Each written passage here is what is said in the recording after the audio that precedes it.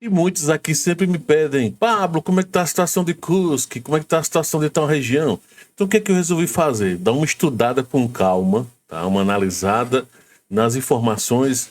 Fiz uma breve curadoria, né, da última semana, tá? Como todos os dias variam muito, então eu peguei, hoje é 4 de fevereiro de 2025, então eu peguei o que ocorreu na última semana, tá?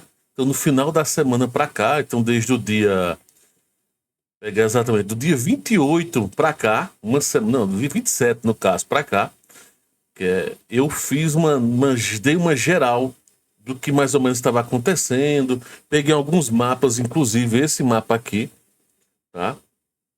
E baseado nele, esse mapa não é meu, tá bom? Só para deixar bem claro, esse mapa não é meu.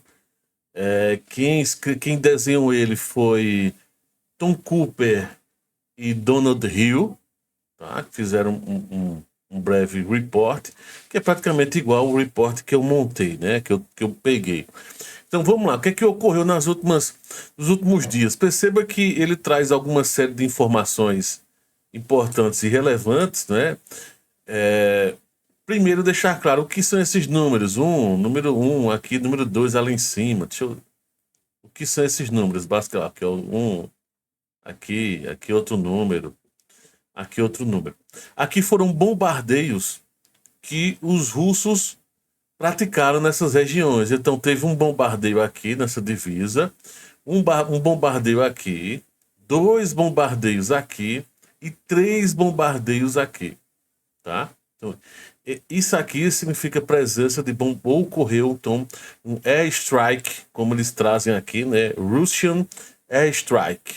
Se tivesse na cor azul, teria sido Ukraine airstrike. Então seria da Ucrânia, tá? Então, primeira informação, teve esses airstrike em dias diferentes, evidentemente, tá? Em Pogrebsk, nessa região de Novo Ivanovka como um todo, né?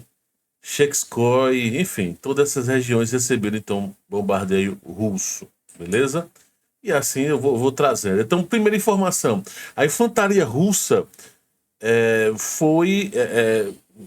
foi colocada para correr, como podemos dizer assim, a 3 quilômetros ao norte de Novo Ivanovka. Então, em termos de região, a Novo Ivanovka é essa região aqui. Peraí, deixa eu apagar aqui. Ó, Nova Ivanovka está aqui. Então, nesse trecho, onde exatamente, né? Não diz exatamente, mas foi nessa região aqui, a uns 3 quilômetros aqui da parte limite. Os russos tentaram fazer um ataque e foram repelidos. Há uma série de ataques, tá? Os russos têm feito ataques de 3 em 3 normalmente, né? De 3 ondas de ataque nessa região. Lembrando que é uma região que está do lado ucraniano bem mais reforçado do que em outras localidades. Então, tudo que ocorre nesse fronte é diferente. Você pode observar que os russos não estão conseguindo fazer aquele trabalho de flanqueamento, estão tendo que avançar de forma praticamente frontal nas regiões, porque os ucranianos se posicionaram diferente. Aqui eles têm não sei se é exatamente números maiores, mas pelo menos estão muito mais organizados, têm equipamentos militares de alta, que aí terminam sofrendo interferência de alta qualidade, né? Então interfere em todo o fronte. O que não existe em outras localidades.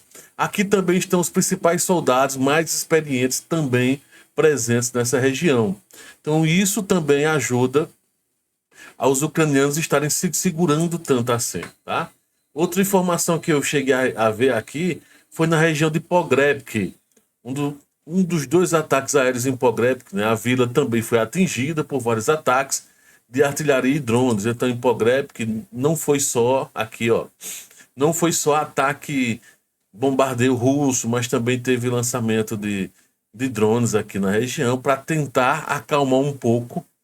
Aqui essa região, toda essa região norte aqui é onde supostamente tem presença norte-coreana. Na realidade, pelo que eu lembro, daqui, parte daqui, né?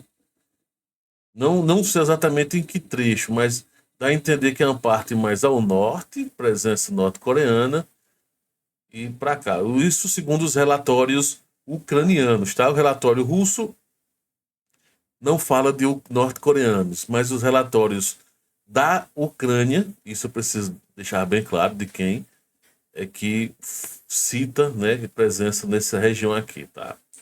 O que mais que nós tivemos de relevante? Aí teve as bombas, né, lançadas em Cherkasskoy, que foi aqui nessa região, que é uma região mais ao norte, em que os ursos estão encontrando uma certa dificuldade, tá bom? Aqui.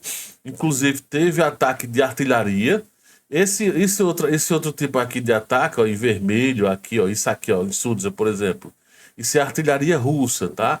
Artilharia em quê? Artilharia utilizando obuseiros, utilizando, por exemplo, pode ser qualquer sistema de artilharia, seja de foguetes, muitas vezes não fica muito claro se é foguete ou se é, né, que são chamados MLRS, né, foguetes, ou pode ser simplesmente 155 milímetros, né?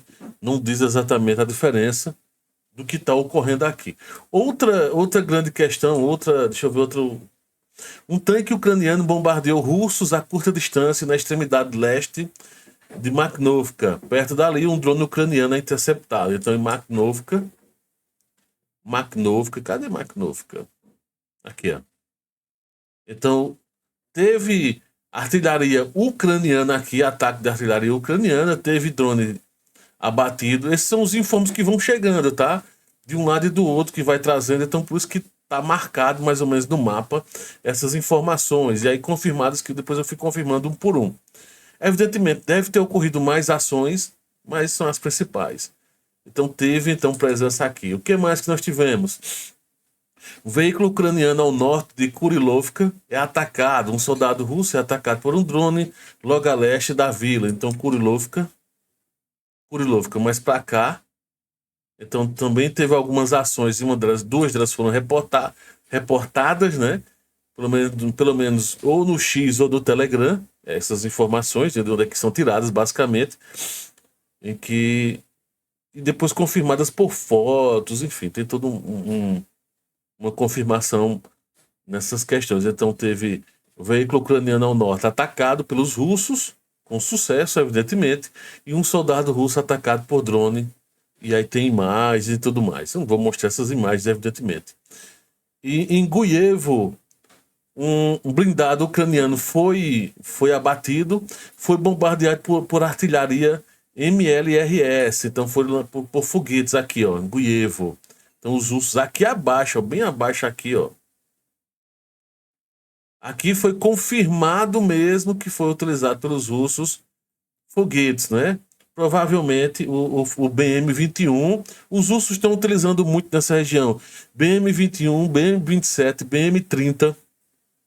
E eu não vi informações se os russos estão utilizando o TOS-1A. O TOS-1A é aquele termobárico, aquele que quando explode causa aquele incêndio, né, bem forte e tudo mais. Pelo menos mais recente eu não vi ataque. Qual é a vantagem que os ucranianos têm enfrentado aqui em relação? Três vantagens. Uma delas eu já citei, que é a presença de militares experientes, mercenários também experientes que estão aqui presentes junto com seus equipamentos, tá? Uma outra vantagem importante dos russos, que na verdade são duas, né? Basicamente dos ucranianos, dessa região, como em outras regiões, lá em Pokrovsk e principalmente em Toretsky, é a presença de artilharia do tipo 155 milímetros, tá?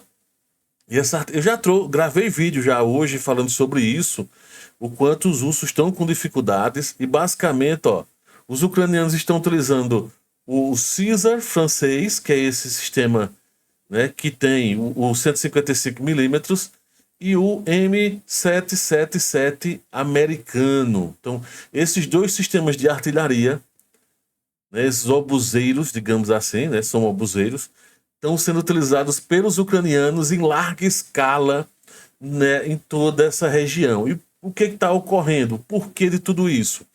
Ocorre devido a uma série de medidas que o governo alemão tomou e está enviando em grande quantidade, tá? E aí os ucranianos estão destinando para basicamente 3 regiões no momento. Aqui, em Kursk, na região de Toretsk, pode ver que deu uma segurada, e na região de Pokrovsk, pode ver que deu uma segurada. E teve lá, no caso lá, teve a mudança de comando.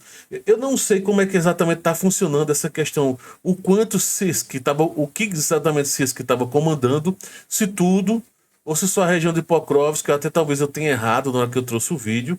Mas Drapati, então, mudança que Drapati está fazendo, mas aqui em Kursk, basicamente, não só os soldados, mas a artilharia tem feito diferença. Dos cerca de 1.000 quilômetros que supostamente aqui, ó, que os russos chegaram a perder aqui em Kursk, né? Esse avanço mais escuro, 7 de agosto, depois 10 de agosto, 12 de agosto. Então os ucranianos avançaram fortemente e são cerca de 1.000 quilômetros quadrados, aproximadamente. Uns falam 800, outros falam 1.000 quilômetros quadrados, tem pequenas variações. Nesse momento aqui, segundo o Deep State, a área ocupada pelos ucranianos é de 428 quilômetros quadrados. Ou seja, o que resta por volta de... Depende do cálculo. Se for em cima de 1.000, como supostamente foi, realmente, de fato, 1.000 quilômetros, aproximadamente 1.000 quilômetros quadrados, então os russos avançaram praticamente 60%, por isso que existe esse cálculo, 60% e 40% ocupado agora pelos ucranianos. Esse território em si, segundo a maioria dos sistemas, eu estou mostrando o Deep State porque é mais fácil de mostrar aqui para você, tá? Mas a maioria dos sistemas de mapas mostram que não houve mudança no mapa em si. Basicamente a mudança, toda essa que eu venho trazendo. Outra questão importante e relevante que ocorreu em Sudza, tá? Perceba que nesse mapa aqui, ele mostra Sudza sendo bombardeada por russos. Os russos alegam que não foram eles que fizeram esse ataque a Sudza. Disseram que seria ilógico atacar os seus cidadãos. O fato é que esse ataque causou a morte, né, e o ferimento de alguns idosos aqui, feito um tipo de casa de idosos, algo do tipo, aqui nessa região, foi atingida, né, um prédio civil, e os russos estão culpando os ucranianos por esse ataque. Foi um erro de ataque ucraniano e atingiu Sudza. E do lado ucraniano está contabilizando como sendo, sim, russo. Quem foi? Né? Retóricas, conversas dos dois lados, não dá para saber exatamente de onde é que partiu de fato, tá bom? Não sei se você gostou dessa forma de eu dedicar só para uma região. Pode, se você achar interessante, eu posso fazer. Deixa de comentário aqui. O que achou dessa ideia de só focar numa região, trazer meio que uma geral da semana. Não tem como ser dia por dia, porque é pouca informação. Por isso que eu trago nos meus noticiários, normalmente entre 9 e 10 da manhã, dou uma geral, uma panorâmica geral das últimas 24 horas. E aqui, ó, foi um panorama geral da semana. Se achar interessante, eu tento fazer isso para outras regiões, mostrando o mapa, mostrando algumas notícias que ocorreram ao longo da semana. Deixa teu comentário aqui abaixo se você acha interessante esse formato. Valeu, grande abraço.